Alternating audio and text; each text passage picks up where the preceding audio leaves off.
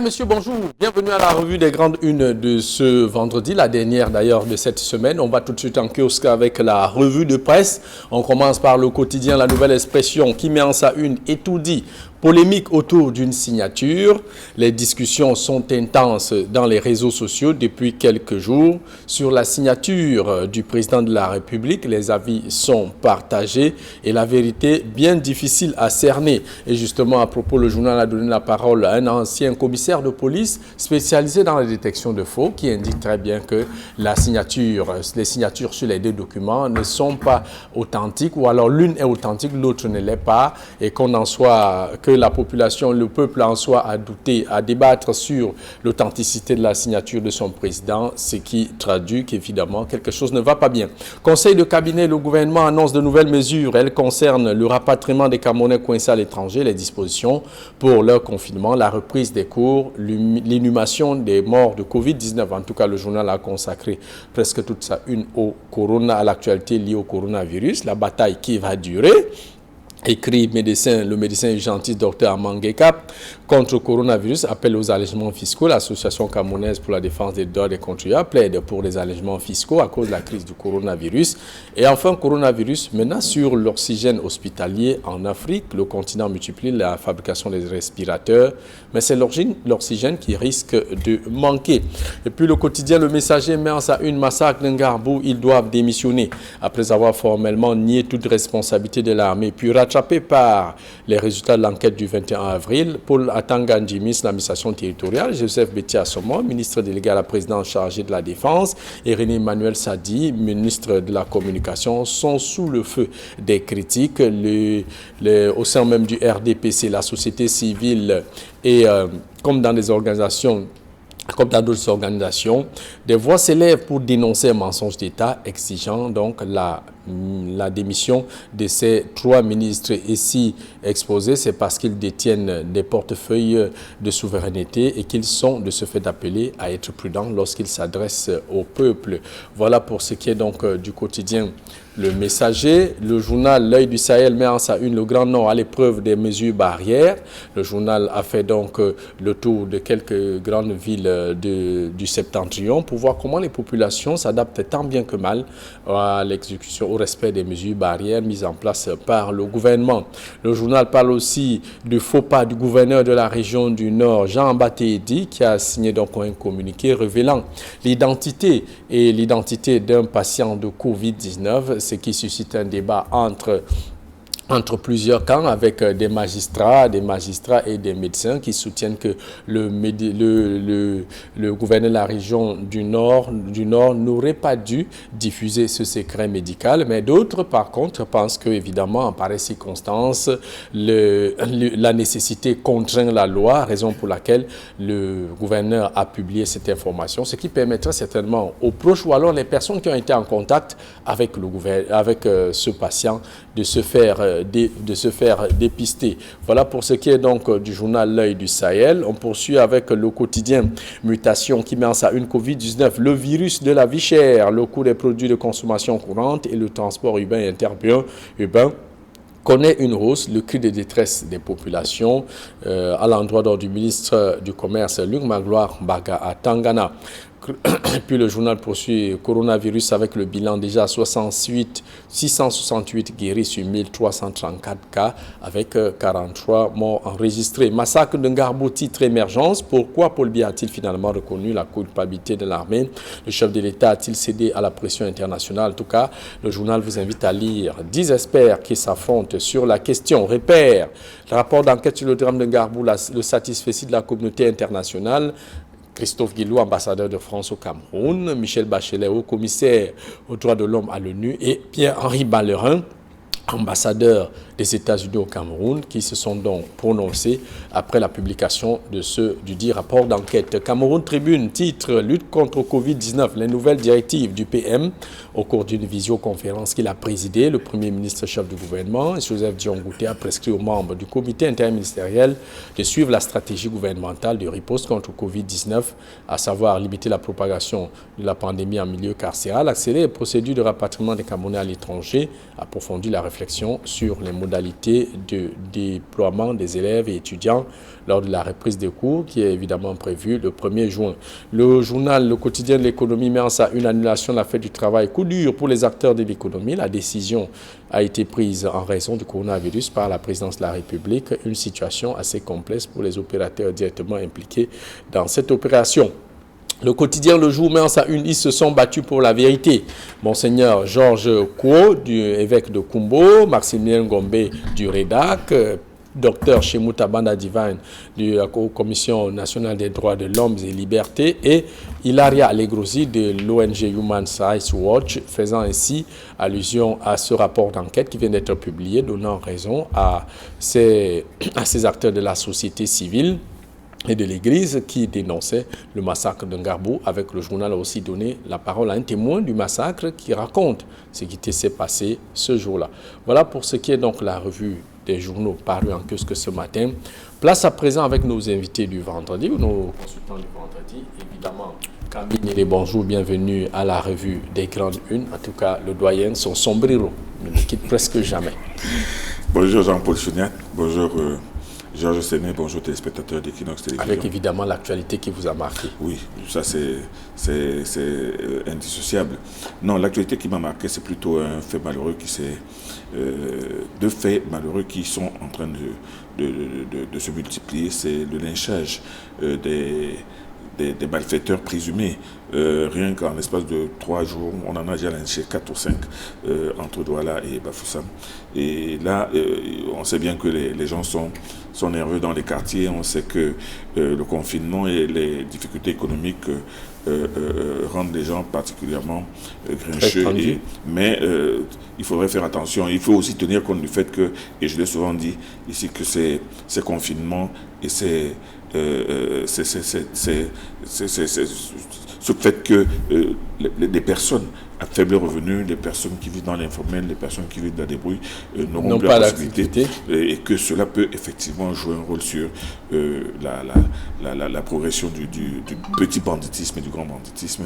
Et on voit bien, comment j'allais bien voir les effets, et c'est pour cela que j'avais dit ici l'autre jour, au moment de la libération de la mesure des détenus, j'avais dit que je pense qu'on aurait dû penser en haut lieu que ces personnes qui sortent de prison, après y avoir passé on ne sait pas quel nombre de mois ou d'années, et qui se retrouvent dans la rue, il fallait donner un minimum d'accompagnement. Une petite somme d'accompagnement. Et moi, j'avais même dit que si on ne leur donnait que 50 000 francs chacun, et si on a libéré 3 000, 3 000, ça ferait uniquement 150 millions, ce qui est une goutte d'eau dans la contribution du chef de l'État. Et moi, je pense que ça aurait été une bonne mesure qui aurait permis que ces personnes qui sortent de prison ne soient pas tentées sans véritable repère dans la société. Se retrouvant sans repère et se retrouvant dehors dans le confinement. Il risque d'être très dangereux. Très dangereux. C'est pour ça que moi, cette multiplication de lynchages que l'on enregistre démontre que ça ne va pas et qu'on va enregistrer de plus en plus d'actes de banditisme, de petits vols, de petits larcins.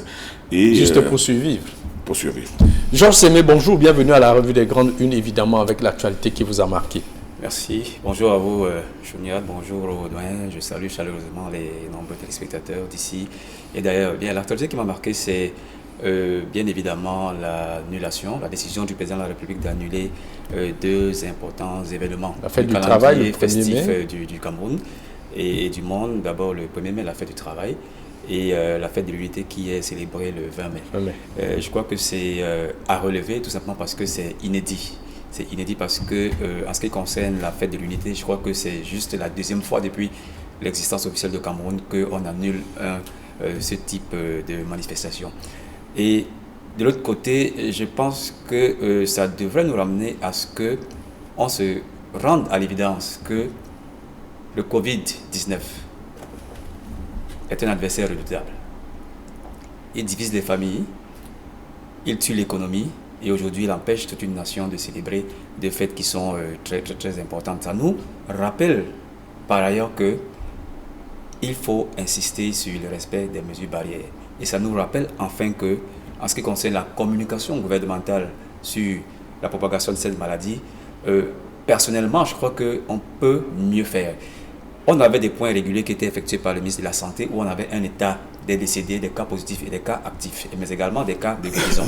Mais depuis un certain moment, suivant une instruction qui qui est venu de sa hiérarchie, on ne peut plus avoir ces points quotidiens. On les a, mais avec des informations insuffisantes. On nous donne le nombre de guéris, on nous donne le nombre de cas actifs, mais on ne nous donne pas le nombre de décès. Et ça, une conséquence, c'est que les Camerounais sont en train de le relâcher dans le respect des mesures barrières. Alors qu'on le voit dans tous les pays du monde, le point est fait quotidiennement sur le nombre de morts, sur le nombre de guéris, etc., etc. Et ça permet aux populations d'appréhender réellement du danger de ce Covid-19. Mais au Cameroun, on choisit l'information et on dissémine une autre. Et malheureusement, ça a la conséquence que, et il y a quelques jours, j'ai participé à une réunion avec les autorités municipales de cette ville et ils observaient évidemment qu'il y a un petit relâchement au sein de la population. Et je crois que la cause de ce relâchement, c'est en partie expliquée par le fait qu'on choisit de cacher une information qui aurait pu servir la population sur la dangerosité même de ce Covid-19.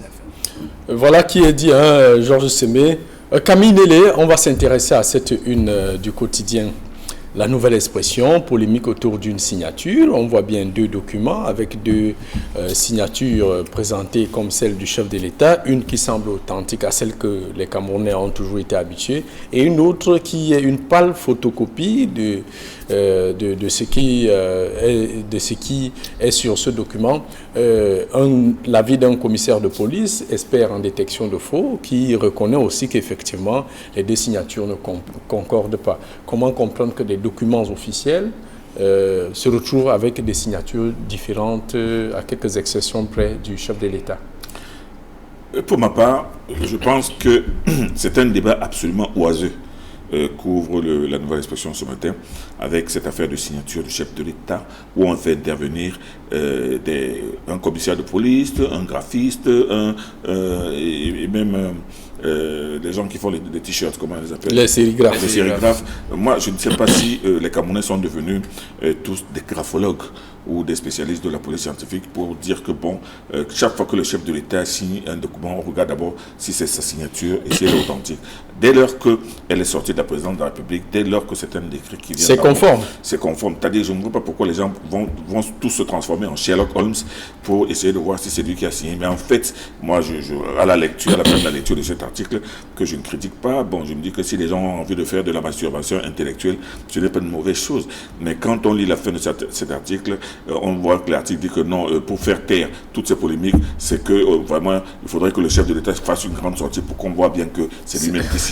Donc, c'est pour ça que je dis que ce débat est absolument oiseux. Et moi, je suis même étonné que les gens arrivent à sortir des thèmes comme cela, comme pour distraire les gens. Mais en réalité, tout ça tourne autour d'une chose. Il y a plein de gens qui sont... Quand je dis plein de gens, c'est-à-dire que certaines personnes qui sont convaincues que le chef de l'État est décédé, que le chef de l'État est devenu un légume et que ce n'est plus lui qui signe, c'est d'autres qui signent. Moi, je trouve ça un peu indécent et assez autrement dit, le débat sur l'authenticité de la signature du président ne mérite pas... c'est un débat oiseux. Vous allez prendre la loupe pour regarder tous les décrets qui sont signés. Bientôt, vous allez aussi commencer à prendre la loupe pour regarder si c'est M. Ngongo ou si c'est Camille, M. surtout qu'avant, il n'y avait jamais eu des débats sur la signature du président de la République. Mais pourquoi est-ce qu'il y en a aujourd'hui? Il y en a parce qu'il y en a qui sont convaincus que le président de la République est mort. Il faut le dire. Il faut dire les choses telles qu'elles sont. Et c'est ça.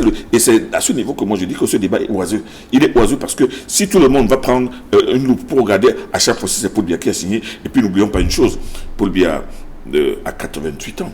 Et à cet âge-là, la fermeté de la signature n'est pas la même, n'est pas celle qu'il avait il y a 10 ou 15 ou 20 ans. Mais moi, je ne m'aventure même pas sur ce chemin. Je dis qu'aujourd'hui, il est assez curieux et même tout simplement ridicule que les gens commencent à prendre des loups pour regarder la signature du chef de l'État au bas de chaque décret.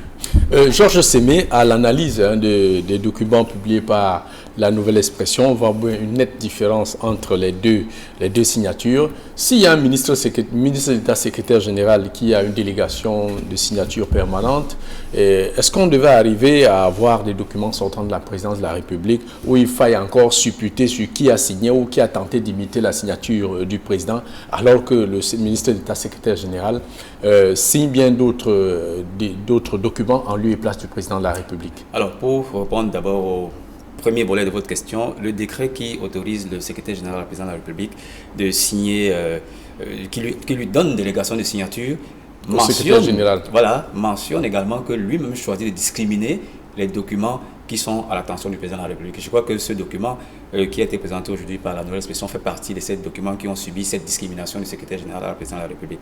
Maintenant, sur la polémique, bien sûr, il y a une polémique, d'abord dans les réseaux sociaux et puis dans les petites causeries dans les quartiers. Et je salue ici le professionnalisme de notre confrère Hassan Djené qui a signé cet article. Il a relevé un fait et il a utilisé une démarche tout à fait professionnelle en interrogeant des experts en la matière. Vous avez notamment un commissaire de police, voilà, un commissaire de qui police était spécialisé dans la détection de faux documents. Je crois que la démarche est à saluer. Mais faut-il pour autant en faire toute une alors qu'on sait quand même que, comme le doyen l'a dit, la polémique provient d'abord du fait de la non-existence ou de l'existence du président de la République.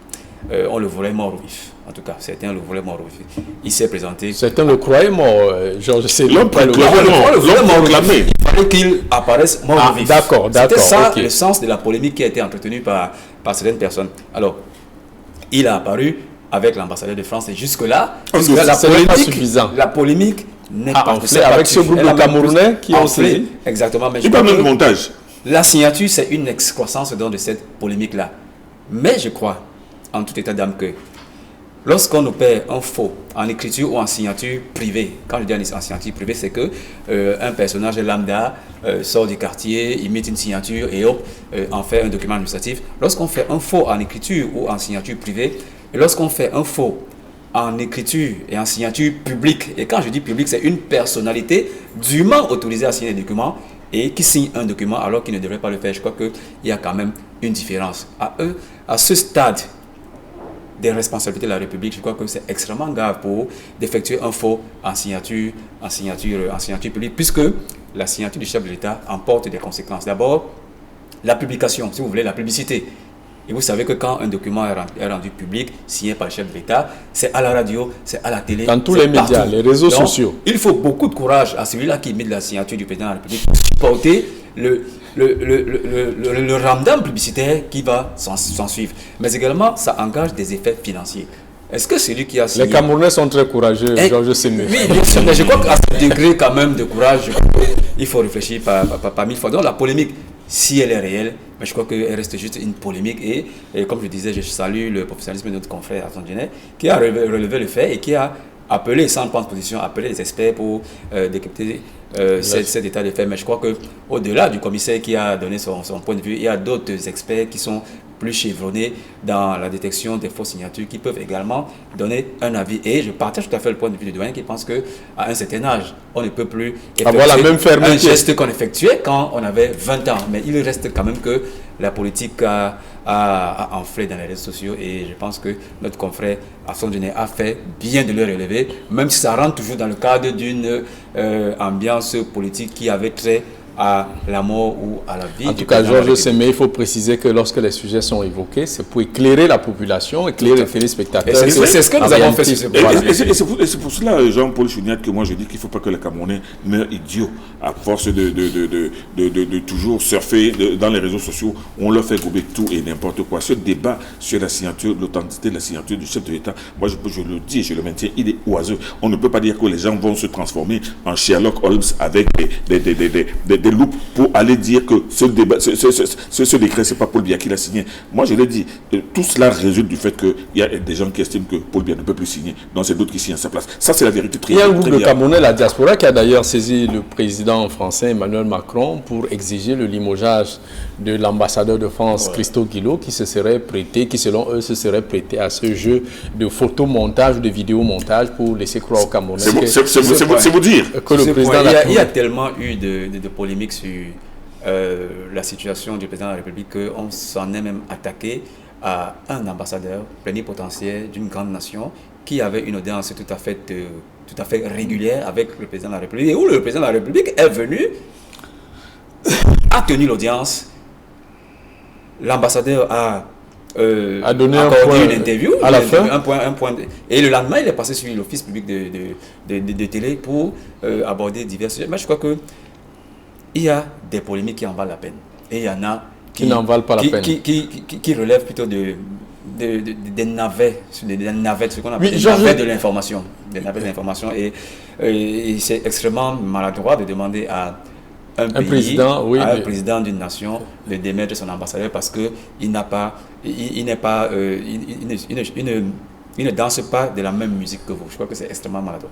Camille Nélé, justement, sur cette affaire de l'ambassadeur, on voit bien dans quelle démarche ce groupe de Camerounais a procédé à un découpage technique de l'audience de cette vidéo montrant le président de la République, Paul Biya, recevant en audience Christophe Guilou. Il relève qu'ils sont allés, ils ont contacté l'ambassade de France à Yaoundé, ils ont contacté la cellule africaine de l'Élysée à Paris et qu'on a indiqué clairement que l'ambassadeur français n'avait aucune audience n'était enregistrée ou alors programmée à la présidence de la République du Cameroun. C'est pour ça, Jean-Paul Chouniat, que je dis que des plateaux comme celui-ci de la revue des Grandes Unes doivent servir à empêcher les Camerounais de mourir idiots à force de patauger dans les réseaux sociaux. Vous vous trouvez face à un groupuscule d'individus qui n'ont certainement rien à faire que de chercher à mettre le feu dans la tête des Camerounais, qui font même des démonstrations par l'absurde. Ils vous démontrent que oui, c'est pas possible que telle image est passée derrière le président. Voilà, et que ça ne pouvait pas être le président. Et jusqu'à imaginer, jusqu'à oser dire qu'ils vont interpeller l'Élysée. Vous pensez que l'ambassadeur de France peut se prêter à une mascarade telle que celle-là?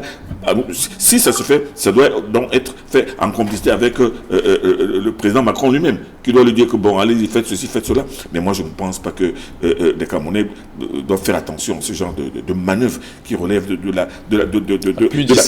la plus glauque spéculation. En réalité, toutes ces personnes qui tentent à démontrer que Paul Biya n'est plus là, Paul Biya n'est plus en mesure de gouverner, Paul Biya maintenant gouverne par procuration et qu'il serait même effectivement mort. Tout ça, c'est sur la même ligne. Je l'ai dit depuis le départ. Et les Camerounais qui s'abordent de Facebook, il y a plein de Camerounais aujourd'hui lambda qui sont convaincus qu'effectivement, que c'est curieux. C'est curieux que on parle de cette audience. C'est curieux que les gars aient saisi Macron, les gars aient saisi l'Élysée. L'Élysée est en train de dire que c'est faux. Et vous imaginez jusqu'à quel niveau diplomatique on pense faire croire aux Camerounais que non, on a touché le haut et le haut dit que c'est faux. Non, attendez, les gens vont finir par mourir idiots avec cette histoire de Facebook. Dans tous les cas. Georges Sémé, on parle aussi de coronavirus, c'est l'actualité pratiquement du quotidien.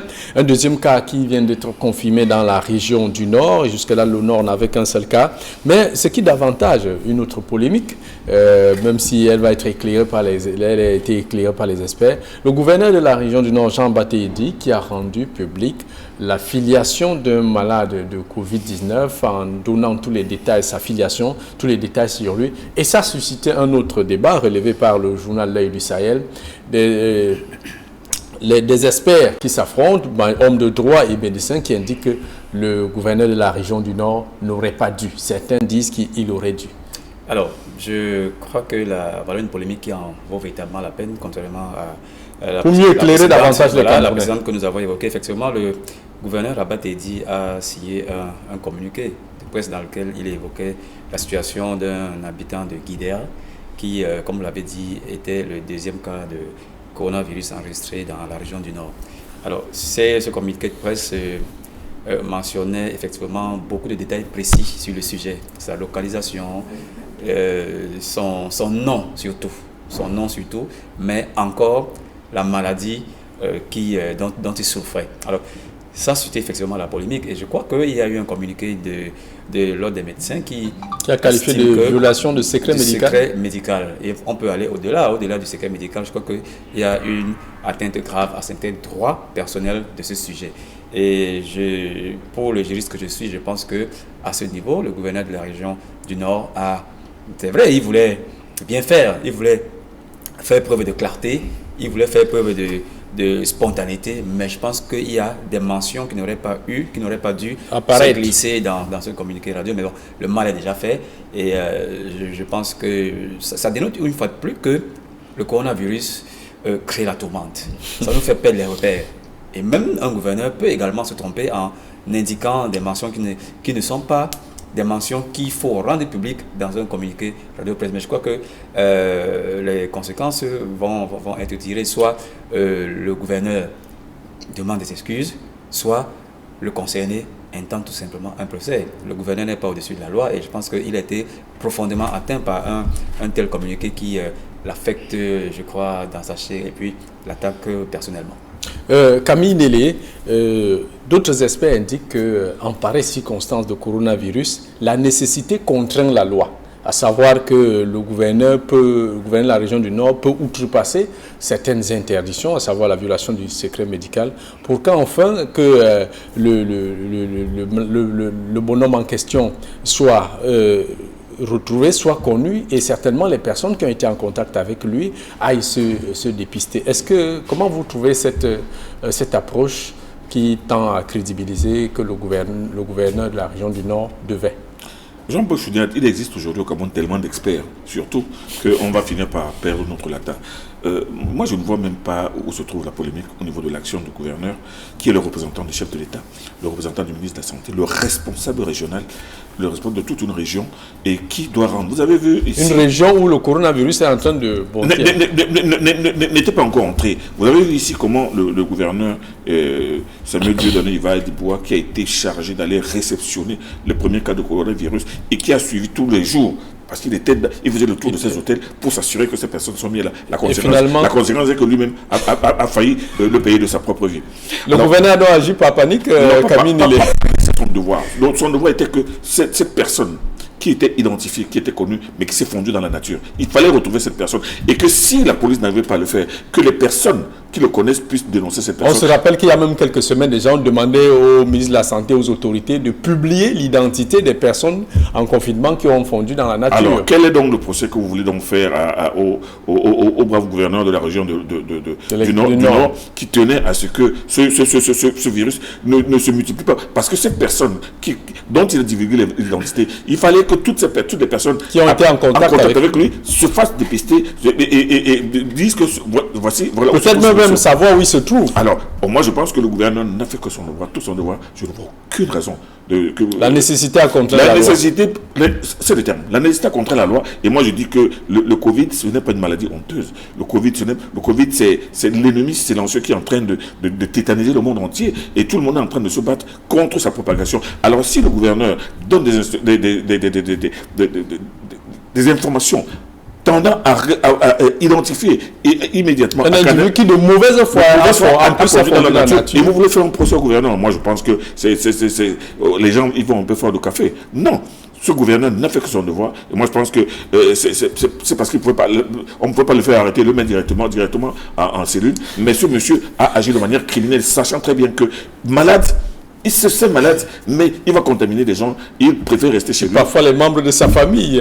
Mais bien entendu, c'est pour ça que moi je pense que voilà encore une autre tempête dans un verre d'eau qu'on est en train de déclencher du côté de la région du Nord, en estimant que non, le gouverneur a tort, non, le gouverneur devrait demander des excuses, non, les médecins parlent de la divulgation d'un secret professionnel. Non, il ne s'agit pas de secret professionnel, il s'agit de la lutte. Violation du secret médical. Oui, non, il s'agit de la lutte par tous les moyens contre une pandémie qui est capable de décimer toute la région du Nord à cause d'une seule personne. Donc, on voit ce qu'on subit à Douala. Voilà. Non, je crois que sur le cas, il faut faire la différence entre ce communiqué qui indiquait qu'il y a un nouveau cas et un autre communiqué qui viendrait maintenant déclencher la recherche de ce cas. Tout à fait. Et qui ne devrait pas être dressé sous cette forme. Il fallait une publicité maximale. Non, je crois que c'est la première fois au Cameroun que lorsqu'il y a un cas de Covid-19, on jette à la vindicte publique le nom du sujet. Je crois que c'est la toute première fois. Non, on a commencé à Douala avec des personnes qui s'étaient évadées des hôtels. C'est pas la même chose. Lorsque le communiqué est fait pour la recherche, le communiqué du gouverneur n'était pas fait pour rechercher l'élément. Ce n'était pas ça. C'était pour indiquer qu'il y a un nouveau cas. Mais maintenant, on peut dresser un autre acte administratif qui dit qu'il y a telle personne qui est évanouie dans la nature. Et là, ça ne peut pas être dressé sous cette forme. On l'adresse aux forces de police, aux autorités compétentes pour qu'on... Sans forcément la publier. Effectivement. Par voie de radio-presse. Non, je ne pense pas. Il fallait que même les populations soient informées. Que les populations sachent que... Pour contribuer à l'interpellation. Effectivement. À retrouver les... Parce que lui-même s'est caché. Il ne voulait pas se faire boire. Et pendant ce temps, il était en train de propager le virus. Moi, je pense qu'il n'y a aucun reproche à faire au gouverneur du Nord. En tout cas, Georges Séné, malgré... Nous sommes rarement des accords. Malgré votre argument juridique, Camille, il trouve que dans tous les cas, la nécessité devait contraindre la loi. On va sortir de cette émission avec la une du quotidien Le Messager qui indique massacre de Ngarbou, ils doivent démissionner. Georges Séné. Alors là, on a le visage de 3 membres du gouvernement. Du ministre délégué à la présidence chargée de la défense, M. Bétia Sommo. On a le visage d'Atangandi, pour le ministre de l'administration territoriale, et le ministre de la communication, René Sadi, qui, dans le cadre du dossier de Ngarbou, ont eu en son temps effectué des sorties qui, dans le rapport qui nous a été rendu public il y a quelques jours, était en droite ligne avec un précédent rapport qu'on a reçu des personnes qui étaient sur le terrain dans le cadre du massacre de Ngarbou, dans un pays tout à fait normal.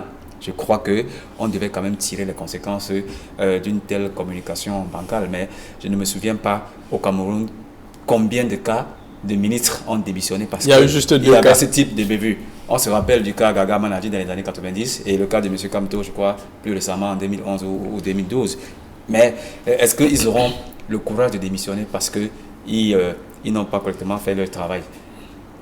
Surtout qu'au Cameroun, on a l'impression que démissionner de son poste, c'est faire offense au président de la République. Auront-ils le cran de démissionner? Mais je crois que dans un pays normal, comme on le voit dans les grands pays démocratiques en Europe, la moindre petite bavure vous contraint à la démission.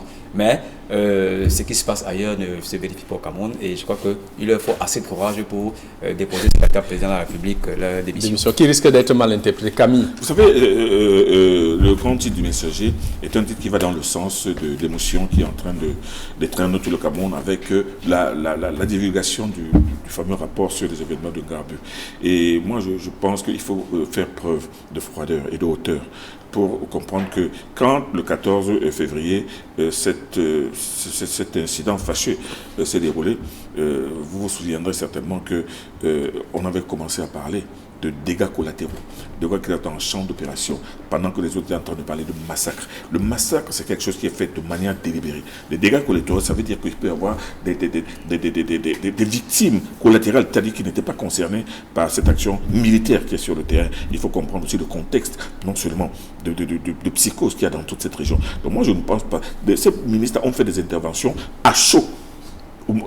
Dès le lendemain, il fallait informer le public, il fallait dire quelque chose, il fallait donner un éclairage. Cet éclairage est devenu aveuglant avec maintenant les conclusions du rapport. Moi, je m'étonne aujourd'hui que j'ai même lu dans un titre, malheureusement, c'est parce que le temps est proche, où il y a le débat, où on se demande pourquoi Paul Biya a-t-il désavoué son armée. A-t-il cédé sous la pression internationale? Non, donc moi je pense aujourd'hui qu'entre le 14 février, au moment où se sont déroulés ces événements malheureux, mais qui sont dans le cadre des opérations militaires. Les opérations militaires, vous savez, ce n'est pas seulement les adversaires qu'on a devant qui meurent. Il peut aussi y avoir ce qu'on appelle des victimes collatérales. Or, maintenant, cette commission a permis de donner une lumière beaucoup plus crue sur la réalité de ces choses-là. Et c'est pour ça que moi, j'applaudis sur le titre de cet autre journal qui a parlé des personnes qui sont battues pour la vérité. Encore que... Tout à fait, le quotidien le jour. C'était beaucoup plus pour rétablir la réalité des faits, pas la vérité. Vous savez, la vérité, moi, je vous ai dit ce que j'en pense à partir de la réponse de Jésus-Christ à Ponce Pilate. En tout cas, merci Camille Nélé, merci à Georges Sémé pour cette édition de la Revue des Grandes Unes. Le gendarme de l'antenne, Carlos Minoué, qui nous revient ce matin. On va sortir donc avec la pensée du jour. Le jour où le pouvoir de l'amour dépassera l'amour du pouvoir, le monde connaîtra la paix. Le jour où le pouvoir de l'amour dépassera l'amour du pouvoir, le monde connaîtra la paix. C'est une pensée de Mahatma Gandhi, qui est ancien guide éclairé de la République indienne. Madame, Monsieur, c'était tout pour cette édition de la Revue des Grandes Unes, tout en souhaitant bonne arrivée à Monsieur Carlos Minoué. Restez scotché sur les programmes d'Equinox Télévision avec 10-12 Zénith qui démarrent dans quelques instants. Michel Gachou et son panel.